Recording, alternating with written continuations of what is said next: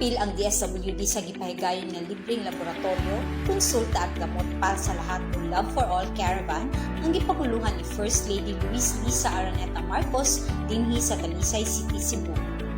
Ang Love for All Caravan usa sa mga bagong inisyatiba sa gobyerno nga ang tumong mas mapaduol ngadto sa malabing kinahanglan ang libreng medikal, laboratorio ug uban pang serbisyo gikan sa nagkalain-laing ahensya sa nasudnong panggamhanan. Gitambungan kini sa mga opisyalis sa probinsya sa Cebu, sa kauluhan ug mga pangulo sa mga ahensyang salmon. Usa na niini ang DSWD nga giapilan mismo ni Secretary Rex Gatchalian ug mga katagpuan sa buhatan. Kapin sa 4 milyones pesos ang nahatag sa DSWD Field Office 7 ngadto sa kapin usa ka libo ka mga benepisyaryo nga nakadawat og tag 13,000 pesos nga tabang pinansyal ug usa ka family food pack pinaagi sa Assistance to Individuals in Crisis Situation kun AX. Duha pud ka Sustainable Livelihood Programs Associations sa Talisay City, Cebu ang nakadawat og cheque pinaagi sa SLP.